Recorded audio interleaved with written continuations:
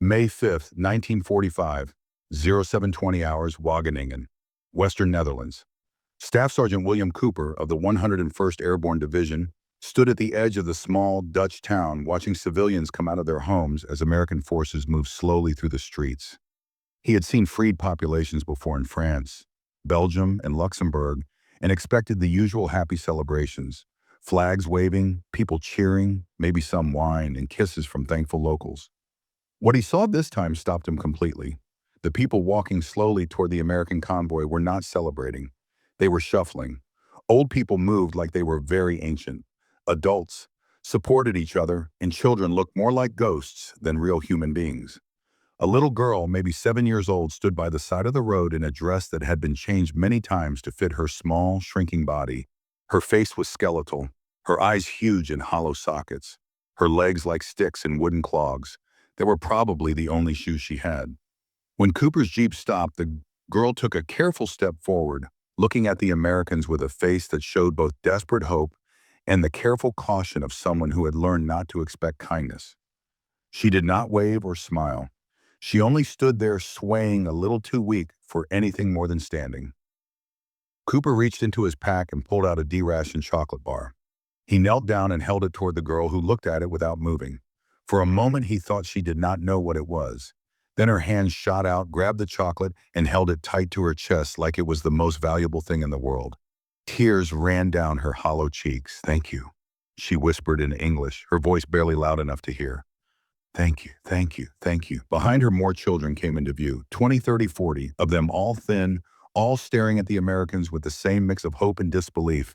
Cooper looked at his men and saw the shock on their faces as they realized what months of starvation had done to so many children in the town. "Break out all the rations," Hooper ordered quietly. "Everything we've got. These kids are starving to death." What followed was chaos of the best kind. American soldiers giving out every bit of food they carried. Children crying as they held chocolate and crackers and canned meat. Dutch parents falling to their knees in gratitude. And tough soldiers who had fought many battles realized that feeding starving children felt more important than any fight they had won. For the Dutch people of Western Netherlands, who survived the hunger winter of 1944-45, American liberation meant more than winning a war or getting freedom. It meant food for children who were almost dying. It meant the end of watching your own sons and daughters get weaker while you could do nothing. It meant the moment when hope, which had slowly died over months of hunger, suddenly came back. The hunger winter that ruined Western Netherlands from September 1944 through May 1945 was not a natural disaster or bad luck. It was a planned German action to punish Dutch people for helping the Allies and to make people suffer in the last months of occupation. The numbers show how serious it was.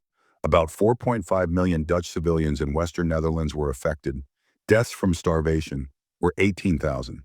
22,000 children who died were about 2,500. 3,000 children showing very bad malnutrition at liberation were about 200,000. By February 1945, daily food per person was only 400-800 calories. Food distribution stopped completely for many weeks in early 1945. Fuel for heating was almost none by January 1945. The crisis started in September 1944 when the Dutch government in exile called for a railway strike. To help the Allies after the failed market garden attack, German authorities punished them by stopping food to Western Netherlands, cutting off supplies to the most crowded part of the country. The timing was terrible. The embargo started just as winter came, when stored food from harvest would normally feed people through cold months. With the railway system broken and German forces blocking road transport, Western Netherlands became an isolated food desert where the food people had ran out in weeks and no new supplies could come.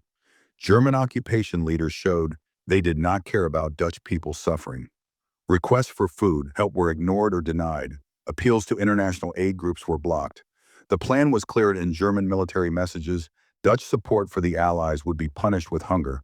To show what happens if people resist, the slide into hunger followed patterns that Dutch people wrote about in diaries, letters, and testimonies that survived the war. The drop from enough food to crisis to disaster happened slowly. Then suddenly, as each level of desperation was reached, September-October 1944.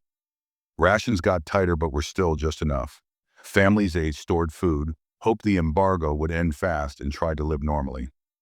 Even with shortages, November-December 1944 rations fell below what was needed to live. Families ate everything. Furniture burned for fuel, gardens stripped of all edible plants, pets killed for meat. First starvation deaths happened mostly to old people and sick people. January-March 1945. Full disaster. Ration distribution was unreliable. Then stopped for weeks. Families boiled tulip bulbs, which were poisonous but gave a little calories. Sugar beets, normally fed to animals, became precious food. Deaths rose very fast. April 1945. Peak suffering. Spring was coming, but there were still no food reserves. Surviving winter, death rates reached their highest. Parents watched children waste away, unable to give even the smallest amount of food. Mass graves were dug for people who starved. Whole communities were on the edge of collapse. The mental pain of watching children starve was written about in many testimonies. Parents wrote about the suffering of having nothing to feed hungry children, watching them get weaker every day, and making impossible choices about sharing too little food out among many children. The despair was total, knowing your children were dying and you could do nothing. Anna Vandenberg, a mother of 3 in Amsterdam, wrote in her diary in March 1945, "Today my youngest asked for bread. I had none. She cried, then stopped because she was too weak to cry long. She is 7 years old and weighs about 30 pounds. I watch her dying and can do nothing. If Americans do not come soon, she will not survive. None of them will. I pray to God for food, but God seems as far away as the Americans. The children suffered the most during the hunger winter because their growing bodies needed food that was not there. Dutch doctors kept medical records despite impossible conditions, showing the effects of severe malnutrition. Symptom followed a clear pattern. First weight loss, then muscle wasting, then swelling from lack of protein, then organ failure before death. Children's bodies use their own tissues to keep basic functions. Their immune systems failed, making them easy to get diseases that would normally be minor. Schools that stayed open became places of horror. Teachers saw children faint from hunger during lessons. Some children were too weak to walk to school. Others fell asleep at their desks because saving energy was more important than learning. The few teachers who still had food shared tiny amounts with students who looked closest to death. Henrik Mulder, a pediatrician in Rotterdam, who treated starving children during the crisis, wrote, "By March 1945, I was seeing children in conditions I had only read about in famine textbooks. Kwashiorkor marasmus, severe vitamin deficiencies that cause blindness and bone deformities. Children aged 10 who weighed what healthy 5-year-olds should weigh. Some were past the point where food could save them. Their organs had been too damaged by months of starvation. All I could do was make them comfortable while they died. The mental effects on children were just as bad. Chronic hunger took over their minds. They became listless, withdrawn, unable to play or do normal childhood things. Some became obsessed with food, talking all the time about meals they remembered from before the embargo. Others stopped talking about food because thinking about what they could not have was too painful." The Allied dilemma. Allied forces moving through Europe in early 1945 had military priorities that delayed freeing Western Netherlands. The region was not directly on the way to Germany. German troops, there were not a big military threat. Sending troops to free Western Netherlands would slow the push into Germany and could make the war last longer. But Allied commanders knew about the humanitarian crisis behind German lines. Reports from intelligence, Dutch resistance, and refugees described the starvation conditions. The choice was very hard. Move fast for military victory, while Dutch civilians starved, or use resources to help people while the war went on. The first decision was to focus on military advance. Western Netherlands would be freed during final operations after Germany was defeated. Meanwhile, Allied forces tried to help with food drops to starving areas. Operation Mana by the RAF and Operation Chowhound by the USAF. The airdrops started in late April 1945 after talks with German commanders who agreed not to shoot at Allied planes flying for food missions.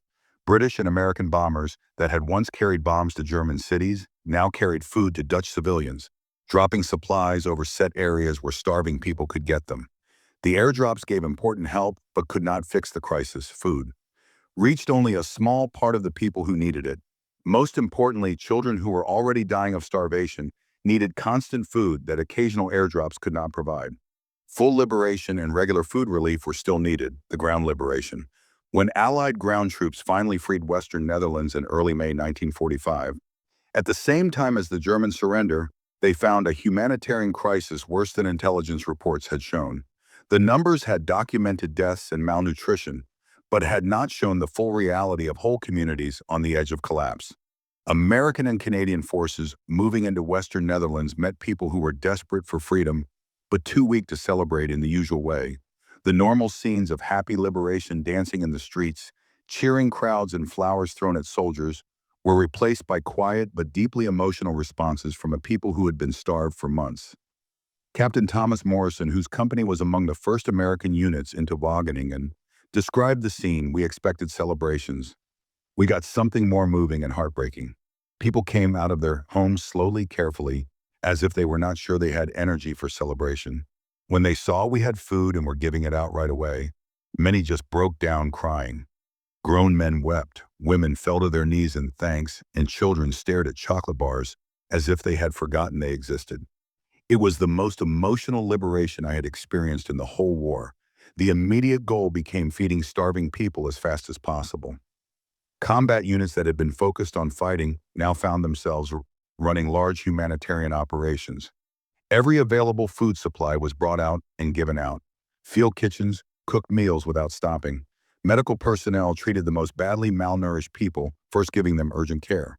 The American response, American soldiers who helped feed people in the Netherlands, felt this work was among the most meaningful of their whole military service. They had fought across Europe, won battles, and defeated German forces. But feeding Dutch children who were starving felt more important than any fight. The soldiers went beyond just following orders or finishing missions. They gave away their own supplies, shared their rations, and spent free time playing with Dutch children and helping families. The humanitarian work became a personal effort to help people they cared about. Private First Class Eugene Henderson wrote to his family in Massachusetts in May 1945. We are feeding Dutch families who have not had real food in months. The children cry when you give them chocolate, not because they are sad, but because they are so grateful they cannot hold back their feelings. Yesterday, a little girl gave me a flower she had picked. It was the only thing she had to give, and she wanted me to have it because I gave her food. I cried. I am not ashamed to say it. This is why we fought the war, so children like her could have flowers instead of starving. The cultural connections between American soldiers and Dutch civilians were immediate and deep. The Netherlands was a Western European country with culture similar to America, democratic traditions, and people who spoke some English. The connection was easier and more natural than in some other freed areas. Dutch families opened their homes to American soldiers, sharing what little they had recovered. Americans responded with food supplies and friendship. Children followed American soldiers everywhere, practicing English, asking about America, and showing them around recovered towns. The relationships went beyond military occupation to become real cross-cultural friendships. The children's recovery, the physical recovery of Dutch children from severe malnutrition, took months of careful food and medical care. Bodies that had been starved for so long could not just start working normally when food became available. The rehabilitation process was slow, supervised, and often complicated by health problems caused by long starvation. American and Allied medical teams set up special clinics to treat childhood malnutrition.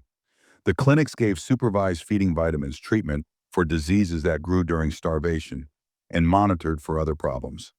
The care was complete and showed a big commitment of medical resources to civilians. The psychological recovery was just as important and just as complex. Children who had spent months or years with constant hunger, watching people die from starvation, and facing the fear of not knowing if they would survive, needed more than food. They needed safety, stability, and time to deal with trauma. Allied personnel set up schools, recreation programs, and activities to help Dutch children start having normal childhood experiences again. American soldiers played baseball with Dutch kids, taught them American songs, organized games and events. These activities were more than fun. They were helping children heal mentally through normal childhood experiences. The closing truth. The story of Dutch civilians breaking down when American soldiers saved their children was never mainly about military strategy or political freedom. It was about the most basic human duty, feeding hungry children. And what happens when nations with resources choose to use those resources to help people instead of just for war? The American soldiers who shared their rations and fed starving Dutch children were not just following orders or finishing missions. Most were breaking rules about saving military supplies. They were making moral choices to put human suffering above supply efficiency, deciding that feeding dying children mattered more than keeping reserves for combat units. The Dutch civilians who cried when Americans arrived with food were not celebrating political freedom or military victory. They were feeling the overwhelming relief of parents who had watched their children starve and suddenly miraculously had food to give them. The tears were about life and death at the most basic level. Children who would live instead of die because strangers with resources chose to share them. The liberation of the Netherlands showed that victory could mean more than beating armies. It could mean saving children from starvation. It could mean showing that democratic societies valued human life enough to use large resources for humanitarian purposes.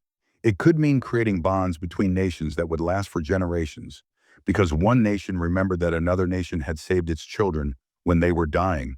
For the Dutch children who survived the hunger winter, because American soldiers gave them food, the experience shaped their whole understanding of what America meant.